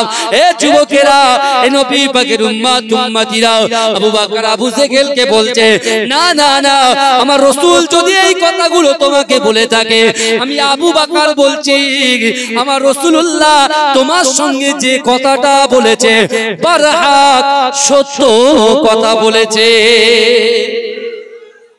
জোরে বলবেন না? আবু জেহেল কাফের বলেছে, কে বলেছে? আবু বকর বলেছে। খুব রেগে গেছে, রেগে গিয়ে সে দেখতে পাচ্ছে এখানে আর গায়ে গড়াতে পারে না, ডাইরেক্ট বেরিয়ে গেছে। এ যুবকেরা, আবু বকর সিদ্দিক মনে মনে চিন্তা করছে যে না, আবু বকর সিদ্দিক মনে মনে চিন্তা করছে, কি চিন্তা করছে? যে আবু জেহেল যে এসেছে আমার কাছে, আমার রাসূলকে কাঁদিয়ে এসেছে, আর আমার রাসূলুল্লাহ চোখের পানি আল্লাহ সহ্য করতে পারে না। তে আবু বকর জোরে ছুটতে লেগেছে। এই যুবকেরা, মুহাব্বত কাকে বলে? আজকে রাসূল আমাদের কাছে নাই, দুনিয়া থেকে পর্দা দিয়েছে, কিন্তু আমার রাসূল জিন্দা নবী, আমার রাসূল জিন্দা নবী। জোরে বলুন না সুবহানাল্লাহ। তার দলিল নেবে? আমার রাসূল যে জিন্দা, অনেকে দলিল চায়, ওদের ঈমানি কত ঘাটতি। আমার রাসূল সাল্লাল্লাহু আলাইহি ওয়াসাল্লাম যে হায়াতুন নবী, এটা অনেকে উম্মতে মুহাম্মাদি স্বীকার করে না, কারণ তাদের দিলে ব্যথা পায় রাসূল যদি জিন্দা বলে। আর আমাদের আহলে সুন্নাত ওয়াল জামাতের মতে ফুরফুরা দরবার শরীফ, অর্থাৎ আমরা যে মাসলাকের মানুষ, আমাদের ইয়াকিন, আমাদের বিশ্বাস, আমার রাসূল কিন্তু জিন্দা। জোরে বলে। এই আবু বকরের পাওয়ার আল্লাহ কত দিয়েছে দেখে। আমি আপনি আল্লাহ বলতে তোমাদের পরীক্ষা নেব। এ যুবক বলা আবু জেহেল যখন ছুটে গিয়ে আবু বকরকে ইসলাম থেকে বার করার চেষ্টা করেছিল, ওহুম লা ইফতানুন, আল্লাহ বলছে আমি পরীক্ষা করব। আবু বকরকে আল্লাহ পরীক্ষা করতে পাঠিয়েছিল নাকি পাঠায়নি? কথা বলে। হ্যাঁ, আবু বকর ফেল করেছে না পাস করেছে? জোরে বলে। পাস করেছে, পাস করেছে। যদি বলেন কেন? আবু বকর সিদ্দিক যখন এসেছে দেখেছে রাসূল বসে মাথা হেট করে কাঁদছেন, আল্লাহ রাসূলকে পিছন থেকে আবু বকর জড়িয়ে ধরেছে। জোরে বলে। যেই জড়িয়ে ধরেছে, আল্লাহর রাসূল আবু বকরকে জড়িয়ে ধরেছে, বলছে আবু বকর, আবু জেহেল আমার কথা মানে না। বলছে ইয়া রাসূলুল্লাহ, আবু বকরের কথায়, আবু বকরের সঙ্গে আপনি যে কথাগুলো বলেছেন, আপনি তো আমার সঙ্গে বলেননি, আমি আবু বকরের জবান থেকে শুনেছি, কিন্তু যে কথাটা শুনেছি বারহাক আপনি সত্য কথা বলেছেন। জোরে বলে। এই কথাটা আল্লাহ পাককে এত ভালো লেগে গেছে, আল্লাহর দরবারে জোশ উঠে গেছে। আল্লাহ সাথে সাথে জিবরাইলকে বলে, জিবরাইল চলে যাও, হাবিবুল্লাহকে গিয়ে বলো আমি আবু বকরের উপরে আল্লাহ খুশি হয়ে তার নামের পাশে সিদ্দিক উপাধি দিয়ে দিলাম। জোরে বলবে, এই জোরে বলবে। ভাই আমরা জান্নাতে যেতে চাই কি চাই না? এই কথা বলে আমরা যাই, যারা মদ খায়, যারা বেনামাজি, যারা রোজা করে না, যারা পিতামাতার কষ্ট দেয়, যারা হারাম খায়, যারা সুদ খায়, যারা লটারি কাটে, যারা বাজে বাজে গুনাহ করে, যারা কবিরা গুনাহ করে, সাগীরা গুনাহ করে, তারা কিন্তু সকলেই জান্নাতে যেতে চায়। কথা ঠিক না? যেতে চাই কি চাই না? আবু বকরের ভিতরে তিনটে জিনিস ছিল। কি? আল্লাহর ভয় ছিল। কি ছিল? আল্লাহর ভয় ছিল। দুই, রাসূলুল্লাহর মুহাব্বত ছিল। তিন, নামাজের পাটি ছিল। জোরে বলে। কি পেয়েছেন? কি পেয়েছেন? কি পেয়েছেন? আমার ভাইজানেরা, এ নবী পাকের উম্মত উম্মতিরা, এ নবী দিওয়ানারা, একটু ভালো করে বোঝার চেষ্টা করেন। বিশ্ব নবী রাসূলুল্লাহ দুনিয়া থেকে সবে 2 বছর হয়েছে পর্দা নিয়েছে। এ যুবকেরা, সিদ্দিক আকবর হযরত আবু বকর সিদ্দিক রাদিয়াল্লাহু তাআলা আনহু হযরত ওমর ফারুক কে ডাকলেন, এ যুবকেরা হযরত আলী কে ডাকলেন, আলী এবং আমর কে ডেকে আল্লাহর রাসূলের সাহাবা হযরত আবু বকর সিদ্দিক রাদিয়াল্লাহু তাআলা আনহু তাদেরকে ঘরের ভিতরে ডাকলেন, এ যুবকেরা আবু বকর সিদ্দিক রাদিয়াল্লাহু তাআলা আনহু আল্লাহর রাসূলের মুহাব্বতের সাহাবা হযরত ওমর রাদিয়াল্লাহু তাআলা আনহু হযরত আলী রাদিয়াল্লাহু তাআলা আনহু কে সামনে রেখে অজার নয়নে চজ্জার করে কাঁদতে শুরু করলেন। এই ভালো করে শুনছেন তো আমার কথা? কাদের সামনে কাঁদছে? আকবর ওমর হুজুরের সামনে কাঁদছে, আলী হুজুরের সামনে কাঁদছে। তো ওমর হুজুর, আলী হুজুর, সিদ্দিক আকবর কাঁদছে বলে তানারাও কাঁদতে শুরু করলেন। তিনজন মিলে কাঁদছে। কাঁদতে কাঁদতে হযরত ওমর হুজুর আবু বকরের হাতটা ধরলেন, ভাই আবু বকর, হুজুর আপনি কাঁদছেন কেন? আপনি কাঁদছেন কেন? সিদ্দিক আকবর বলছে যে আমার মৃত্যুর কথা স্মরণ এসে গেছে, মৃত্যুর কথা স্মরণ এসে গেছে। আমি মনে করি আমার আল্লাহ যদি আমাকে গাছ বানাতো, মানুষ আমাকে কেটে শেষ করে দিত। আল্লাহ যদি আমাকে কুকুর বানাতো, লোক আমাকে পিটিয়ে পিটিয়ে মেরে ফেলতো। কিন্তু কবরের আযাব যে বড় শক্ত আযাব। কাল কিয়ামতের মাঠে আল্লাহর হাতে যে মিজানের পাল্লা থাকবে, ওই পাল্লার বিচার তো কঠিন বিচার। আমি আবু বকর ওই মৃত্যুর জন্য, ওই কবরের আযাবের জন্য আমি কিভাবে জবাব দেব, এই জন্য কাঁদি। কিন্তু আমি তোমাদের কাছে একটা রিকোয়েস্ট করে যাই, আমি যখন ইন্তেকাল করব, এই শুনছেন আপনারা কি বলছেন শোনেন, আমি যখন ইন্তেকাল করব, আমার ইন্তেকালের পরে আপনাদের দুনিয়ার জিম্মেদারি দিয়ে গেলাম। কি দিলাম? আল্লাহর রাসূল সাল্লাল্লাহু আলাইহি ওয়াসাল্লামের দরবারের ভিতরে রাসূলুল্লাহর পাশে আমাকে একটু শুইয়ে দিও। কিন্তু হ্যাঁ, ততক্ষণ পর্যন্ত শোয়াবে না। আমার কাফন হয়ে যাবে, আমার গোসল হয়ে যাবে, আমার কাফন হয়ে যাবে, আমার সুন্দর করে যখন গাড়ি করে আমাকে নিয়ে যাবে, আল্লাহর রাসূলের কাছে হুকুম নেবে। শুনছেন আপনারা? আল্লাহর রাসূলের কাছে হুকুম নেবে, হুকুম। আলী হুজুরকে, ওমর হুজুরকে সিদ্দিক আকবর বলে দিচ্ছে, আল্লাহর রাসূলের দরবারে হুকুম দেবে। রাসূল যদি জবাবে বলে যে হ্যাঁ অবশ্যই তোমরা আমার সিদ্দিক আকবরকে আমার পাশে শুইয়ে দাও, তাহলে আমাকে শোভাবে, না হলে আমাকে কোনে একটা জায়গায় দাফন করে দেবে, যে কোনো একটা জায়গায়। শুনছেন আপনারা? मोहब्बत किसको कहते हैं? আমার ভাইজানেরা, হে নবী পাকের উম্মত উম্মতিরা, হে নবী দেওয়ানারা, হে যুবকেরা, সিদ্দিক আকবর যখন দুনিয়া থেকে পর্দা নিয়েছে, হে যুবকেরা, হযরত ওমর ফারুক রাদিয়াল্লাহু তাআলা আনহু, হযরত আলী রাদিয়াল্লাহু তাআলা আনহু একটা ঘরের ভিতরে দুজনা সামনাসামনি দাঁড়িয়ে দাঁড়িয়ে অজার নয়নে ঝরঝর করে কাঁদে। হে যুবকেরা, সিদ্দিক আকবর যখন দুনিয়া থেকে পর্দা নিয়েছে মা, এ যুবকেরা, ওই সময় আমিরুল মুমিনিন বলছে আলী, না না না, আবু বকর সিদ্দিক তো আমাদেরকে একটা জিম্মেদারি দিয়ে গেছে, না না না, তিনি তো তার দাফনটা আল্লাহর রাসূলের মাজারের ভিতরে করতে বলেছে, না না না, এই জিম্মেদারি আমি কেমন ভাবে নেব? হযরত আবু বকর সিদ্দিক রাদিয়াল্লাহু তাআলা আনহু যখন দুনিয়া থেকে পর্দা নিয়েছে, তার লাশ মোবারকটা আল্লাহর রাসূলের মাজারের সামনে রাখা হলো। এ যুবকেরা, এই সময় ওমর হুজুর বলছে আলী, তুমি রাসূলুল্লাহর কাছে বলো, আমার সাহস হচ্ছে না, আল্লাহর রাসূলের সামনে কেমন করে কথা বলবো? হযরত আলী হুজুর বলছে, এ ওমর, আপনি আল্লাহর রাসূলকে বলেন, আমি আলী, আমার সাহস হচ্ছে না। এ যুবকেরা, এ বলছে ও বলো, ও বলছে তুমি বলো। এমন করতে করতে আমার রাসূলুল্লাহর রওজা মুবারক থেকে আওয়াজ আসে, এ আমার আলী, এ আমার ওমর, না না না, আমি রাসূলুল্লাহ তোমাদেরকে হুকুম করে দিলাম, আমার সিদ্দিক আকবরকে আমি রাসূলুল্লাহর পাশে তোমরা দাফন করে দাও। এই চিৎকার দিয়ে তা রাসূলুল্লাহর মাজারের যে চত্বর থেকে শুরু করে সবকিছু তো জান্নাত। জোরে বলে, জোরে বলা যাবে। চিন্তা করেন, খৌফে ইলাহি, ইশকে মোহাব্বত কাকে বলে? আমরা কি করছি? আমরা ব্যবসায় মন দিয়েছি, সন্তান সন্ততির কাছে মন দিয়েছি। বাবাজি ভুল বুঝবেন না, ভুল বুঝবেন না। আপনি নিজের থেকে রাসূলকে ভালোবাসতে পেরেছেন? কথা বলেন না। আপনার মা বাপের থেকে আপনি রাসূলকে ভালোবাসতে পেরেছেন? পারেননি। আপনার সন্তান থেকে আপনি রাসূলকে ভালোবাসতে পেরেছেন? পারেননি।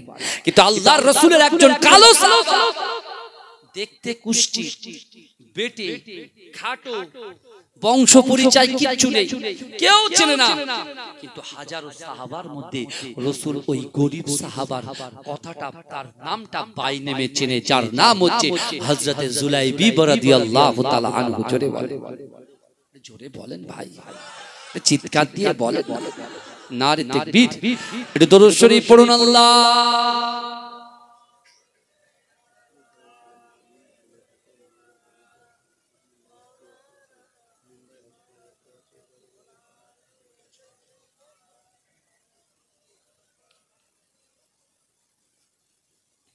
হে প্রভু রহমান, তোমারই সেরা দান, নূরানী আল কোরআন, নূরানী আল কোরআন। জোরে বলেন, কোরআন ছাড়া কোনো বাঁচার উপায় নাই। মা, আজকে আমাদের যত বড় বড় সমস্যা আসছে কিসের জন্য? আমরা কোরআনকে দূরে সরিয়ে দিয়েছি, কোরআন দূরে সরিয়েছি আর অ্যান্ড্রয়েডকে হাতে নিয়ে নিয়েছি, এই জন্য বড় সমস্যা। যেদিনকে সত্যিকারের অ্যান্ড্রয়েড ছেড়ে দিয়ে কোরআনটা আবার বুকের কাছে নিয়ে আসবেন, নামাজের পাটি ধরবেন, সত্যিকারের আল্লাহকে ভয় করে লটারি কাটা ছাড়বেন, জুয়া খেলা ছাড়বেন, মদ খাওয়া ছাড়বেন, হারাম খাওয়া ছাড়বেন, মা বাপকে ভালোবাসবেন, কোরআনকে বুকে টেনে কোরআন অনুযায়ী চলবেন, নামাজের পাটিতে যেটা চাইবেন সেটা আল্লাহ আপনার জন্য কবুল করবে। জোরে বলে, জোরে বলা যাবে না। হে প্রভু রহমান, তোমারই সেরা দান, নূরানী আল কোরআন, আল কোরআন, নূরানী আল কোরআন, নূরানী আল কোরআন। কোরআন তাই প্রমাণ দেয় নেই যে তাতে কোনো ভুল, হাকিকাত চার আয়াত, সত্য পথ জ্ঞানের মূল। কোরআন তাই প্রমাণ দেয় নেই যে তাতে কোনো ভুল, হাকিকাত চার আয়াত, সত্য পথ জ্ঞানের মূল। যার গর্ভে আছে মধু, শান্তি যে অফুরন, নূরানী আল কোরআন, নূরানী আল কোরআন। হে প্রভু রহমান, তোমারই সেরা দান, নূরানী আল কোরআন, নূরানী আল কোরআন। কোরআন জ্ঞানের আধার, আল্লামা জ্ঞানী, সত্য পথের দিশা দিলেন কোরআন কানি। কোরআন জ্ঞানের আধার, আল্লামা জ্ঞানী, সত্য পথের দিশা দিলেন কোরআন কানি। যার গর্ভে আছে মধু, শান্তি যে অফুরান, নূরানী আল কোরআন, নূরানী আল কোরআন। সকল রোগের শেফা কোরআন পাকে পাওয়া যায়, এক হরফে 10টি নেকি আমল নামায় জমা হয়। সকল রোগের শেফা কোরআন পাকে পাওয়া যায়, এক হরফে 10টি নেকি আমল নামায় জমা হয়। কোরআন হলো ওই শিবানী, কোরআন হলো ওই শিবানী, মানব জীবন বিধান, নূরানী আল কোরআন, নূরানী আল কোরআন, নূরানী আল কোরআন, নূরানী আল কোরআন। হে প্রভু রহমান, তোমার ওই সেরা দান, নূরানী আল কোরআন, নূরানী আল কোরআন। আল্লাহ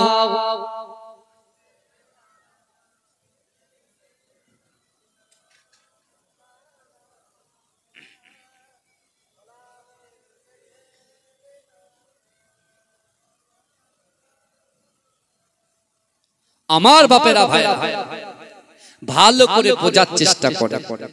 আল্লাহর রাসূল সাল্লাল্লাহু আলাইহি ওয়াসাল্লাম যখন ওমর হুজুর বলছে আলী তুমি বলো, আর আলী হুজুর যখন ওমর হুজুরকে বলছে তুমি বলো, আর আমার রাসূল বলছে শোনো তোমাদের দুইনার কাউর কিছু বলতে হবে না, আমার আবু বকর যে ফয়েজ করেছে আমি রাসূল পারমিশন দিচ্ছি আমার কবরের পাশে তাকে দাফন দাও। জোরে বলো, জোরে বলবেন না বাবাজি, জোরে বলবেন।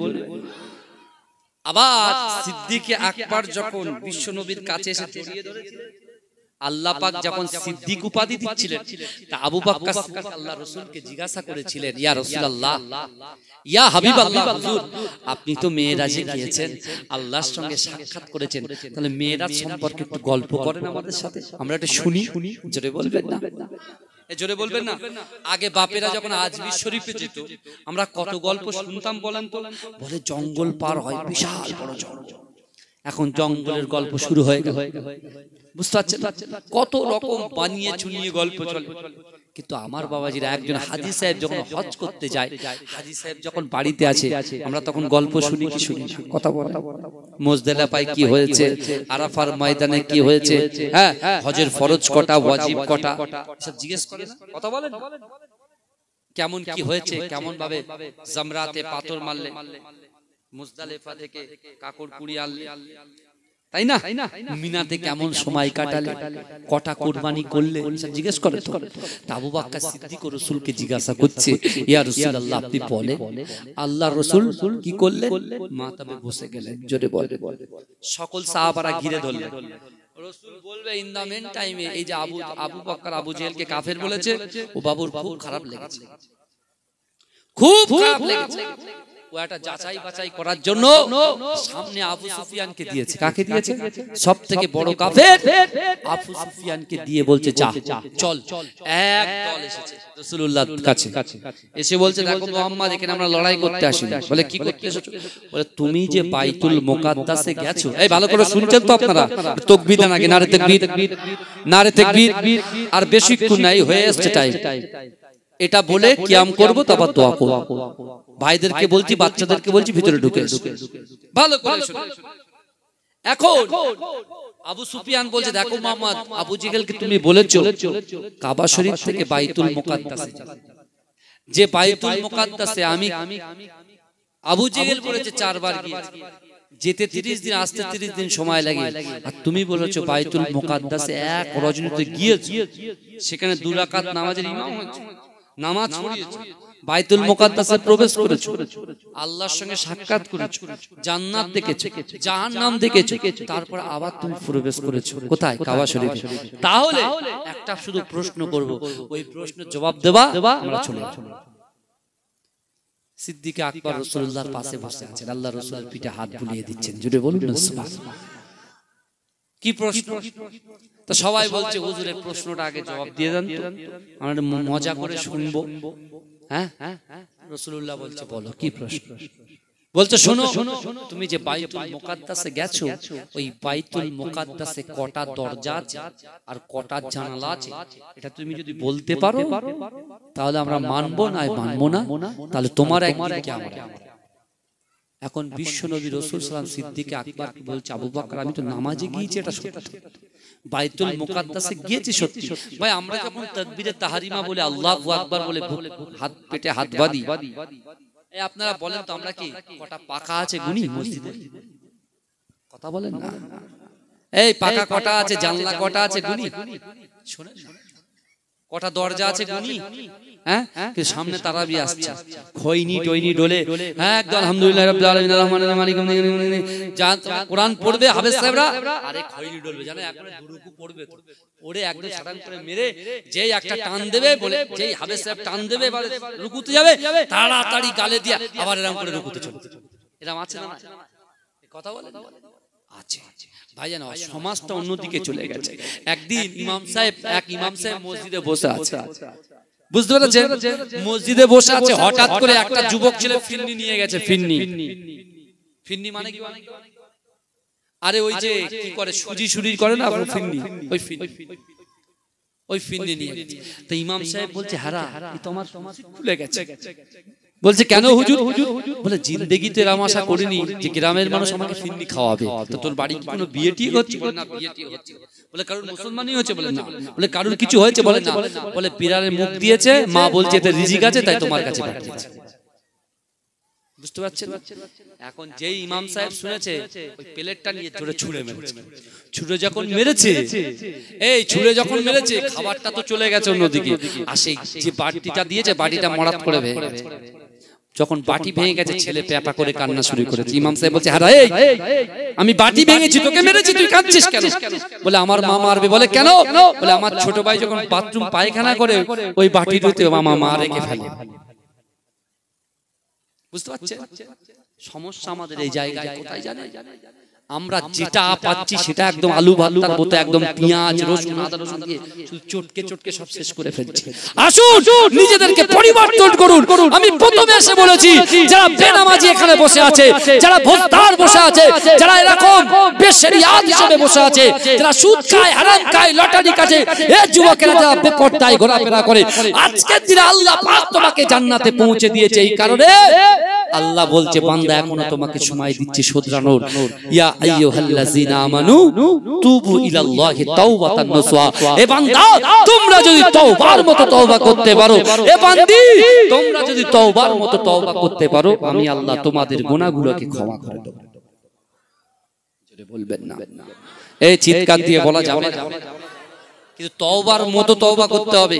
ওই একবার তওবা করে আবার লটারি কেটে আবার তওবা কাটলে হবে না। একবার লাল পানি নীল পানি খেয়ে একবার তওবা করে আবার তওবা। বলে গোপের পানি হারাম, গোপ উঁচু করে খাচ্ছে। বুঝতে পারছেন না? চলবে না। এমন মার পড়বে, এমন মার পড়বে, এমন আযাব পড়বে আল্লাহ সব শেষ করে দেবে। বিশ্বাস করে ভাই। দুবাইতে কি হচ্ছে? দুবাইয়ে কোনদিন দেখেছেন যেরকম ভাবে ভূমিকম্প এরকম ভাবে পানি সোশ্যাল মিডিয়ায় দেখেছেন? কারণ আছে, এটা এখন খুলে বলবো না, কিছুদিন পরে বলবো ইনশাআল্লাহ। এই যুবকেরা ভালো করে বোঝার চেষ্টা করো। আজকে আমরা নিজের পায়ে নিজে কুড়ুল মারছি।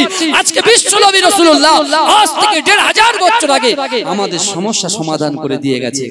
রাসূলুল্লাহর পথটা যদি আপনি ধরতে পারেন, ওলি আল্লাহদের পথটা যদি আপনি ধরতে পারেন, বিশ্বাস করেন ইহদিনাস সিরাতাল মুস্তাকিম বলে সূরা ফাতিহার মধ্যে একটা রাস্তার কথা আল্লাহ বলেছে। ওই রাস্তাটা যদি আমার যুবকেরা, আমার বোনেরা, আমার মায়েরা বোনেরা যদি সঠিকভাবে ধরতে পারে, ওই রাস্তার শেষ হবে দয়ার জান্নাতে গিয়ে। জোরে বলুন, জোরে বলা যাবে না। এখন আবু সুফিয়ান কি প্রশ্ন করেছে যে বাইতুল মুকাদ্দাসে কটা দরজা আছে আর কটা জানালা আছে তোমার বলতে হবে। এখন বিশ্বনবী রাসূলুল্লাহ কানে কানে, বিশ্বনবী রাসূলুল্লাহ সিদ্দিক আকবর কানে কানে বলছে আবু বকর আমি কি করে বলবো, আমি তো নামাজি ছিলাম। তো একজন নামাজি কি করে সম্ভব নামাজি আমায় গুনবে? কথা বলেন, রাসূল কতক্ষণ ছিল? জাস্ট সকলকে সাক্ষাৎ করতে করতে রাসূল ঢুকছে, শুধু গিয়ে দেখছে মাথা আর মাথা। শেষকালে রাসূল জানতে পারলেন এগুলো হচ্ছে সকল পয়গম্বর। আমার রাসূল হয়ে গেলেন ইমাম, আর পিছনে দাঁড়ানো সকল পয়গম্বররা হয়ে গেল মুক্তাদি। জোরে বলুন, জোরে বলুন না। এই জন্য তো আমরা রাসূলকে ইমামুল আম্বিয়া বলা হয়। আমার দয়ার নবীকে ইমামুল আম্বিয়া কেন বলা হয়? এই জন্য বলা হয়। বিশ্বনবী রাসূলুল্লাহ এই প্রশ্ন শুনে অঝর নয়নে কাঁদছেন। ভাই আমার কেউ কুরুচিকর মন্তব্য করবে, আল্লাহ সহ্য করতে পারবে? আমার রাসূলুল্লাহর কান্না আল্লাহ কখনো সহ্য করতে পারবে? পারবে না। রাসূল যখন কাঁদছেন আল্লাহ বলছে জিবরাইল তুমি এখনো দাঁড়িয়ে আছো? জিবরাইল তুমি এখনো দাঁড়িয়ে আছো? এ আমার যুবকেরা, এ নবী পাকের উম্মত উম্মতিরা, এ যুবকেরা, আমার আল্লাহ পাক রব্বুল আলামিন জিবরাইলকে বললেন ও জিবরাইল তুমি চলে যাও, চলে যাও কাবা শরীফে চলে যাও। তুমি খালি হাতে যেও না, যাও যাও যাও, তোমার হাতে বাইতুল মুকাদ্দাস ওই মসজিদটা তোমার তালুর উপরে তুলে নাও। ওই বাইতুল মুকাদ্দাস মসজিদটা তোমার হাতে তালুর উপরে নিয়ে বিশ্বনবী রাসূলুল্লাহ মুহাম্মাদুর রাসূলুল্লাহ সাল্লাল্লাহু আলাইহি ওয়াসাল্লামের কাবা শরীফের পাশে ওই বাইতুল মুকাদ্দাসটা নিয়ে আমার রাসূলুল্লাহর সামনে হাজির করে দাও। আর ওই বাইতুল মুকাদ্দাস মসজিদটা তোমার হাতে মুঠোয় করে নিয়ে আমার রাসূলুল্লাহর কাছে এপিঠ ওপিঠ ঘোরাবে, এপিঠ ওপিঠ ঘোরাবে। আর আমার নবী মুহাম্মাদুর রাসূলুল্লাহ ওই বাইতুল মুকাদ্দাসটা চামড়া চোখে দেখবে, চামড়া চোখে দেখে ওই মসজিদের কটা দরজা আছে, কটা জানালা আছে, গুনে গুনে গুনে গুনে ওই সকল কাফেরদের সওয়ালের জবাব দিয়ে দেবে। জোরে বলে, জোরে বলা যাবে। আমার আপনার নবী হায়াতুন নবী, নূর নবী। এ যুবকেরা, কোন নবীর উম্মত হয়ে দুনিয়ার জমিনে এসেছি? আমার দয়ার নবী রাসূলুল্লাহর সামনে জিবরাইল বাইতুল মুকাদ্দাসটা নিজের হাতে তালুবন্দি করে নিয়ে যায়। এ যুবকেরা, আল্লাহ রাসূলের সামনে বাইতুল মুকাদ্দাসটা ভালো করে ঘুরিয়ে দিচ্ছে। আর আমার রাসূলুল্লাহ বাইতুল মুকাদ্দাসে কটা দরজা আছে, কটা জানালা আছে, আমার দয়ার নবী গুনে গুনে গুনে গুনে আবু সুফিয়ান, আবু জেহেল, আবু লাহাবদের আল্লাহ রাসূল সালের জবাবটা প্রকাশ্যে বলে দিলে। জোরে বলবেন না সুবহানাল্লাহ? আর একটু চিৎকার দিয়ে বলা যাবে না সুবহানাল্লাহ? নারে তাকবীর, নারে তাকবীর। চিন্তা করে ভেবে দেখে আমার রাসূলুল্লাহর পাওয়ার, আমার রাসূলুল্লাহর ইজ্জত কত মা। আর আজকে আমরা যে রাসূল পর্দা ফরজ করে দিয়েছেন, হ্যাঁ, আজকে আমরা বেপরদায় ঘুরছি, যা ইচ্ছা তাই করছি, মোবাইল দেখার সময় পাচ্ছি, সিরিয়াল দেখার সময় পাচ্ছি, চায়ের দোকানে আড্ডা মারার সুযোগ পাচ্ছি, সব পাচ্ছি, কিন্তু কোরআন তেলাওয়াত করার সুযোগ হচ্ছে না। আপনি রাকিবুল আজিজ বখতিয়ারিকে দাওয়াত করেছেন শুধু গজল শোনার জন্য নয়, আর আমি শুধু যে গজল বলবো তাও তো নয়, যে কটা কথা বলে গেলাম কোরআন হাদিস থেকে বলে গেলাম, বিশ্বাস করেন আপনার সমস্যা, এই সমস্যার সমাধান আমার আল্লাহ ছাড়া কেউ করতে পারে না। কিন্তু তিনটে জিনিস যদি তোমার ভিতরে, এই জয়পুরের যুবকদের ভিতরে, মায়েদের ভিতরে, বোনেদের ভিতরে, আমার বাপেদের ভিতরে, চাচাজানদের ভিতরে যদি থাকে, তুমি যে চাষাবাদ গুলো করছো, ওই চাষাবাদে আল্লাহ বরকত দিয়ে দেবে। জোরে বল। এতদিন যে লাভ হতো তার থেকে ডবল লাভ, ডবল ডবল ডবল ডবল, সব দিক দিয়ে, মানসিক, অর্থনৈতিক, শারীরিক। আমার ভাই একটা চিঠি এসেছে, ৬৩,০০০ কলেমা শরীফ পড়া হয়েছে, ১৬ খতম কোরআন শরীফ পড়া হয়েছে। বলুন আমিন। একটু আলহামদুলিল্লাহ বললেন না? তারপরে রশিদ মোল্লা ভাইয়ের স্ত্রী খুব অসুস্থ, মুম্বাই হসপিটালে ভর্তি আছে। ভাই যা, দোয়া মানুষের তকদির পরিবর্তন করে দেয়। দোয়া মানুষের কি পরিবর্তন করে? তকদির পরিবর্তন করে। আমরা এখান থেকে দোয়া চাইবো, আল্লাহ আমার ওই বোনের শরীরটাকে যেন সুস্থ করে দেয়, বলুন আমিন। এবং এই গ্রামে যত মানুষ আছে সকলকে আল্লাহ কুল্লে শিফা ইনায়েত করেন, বলুন আমিন। আসুন একটু সালাম পড়ে নিই। ইয়া নবী সালাম।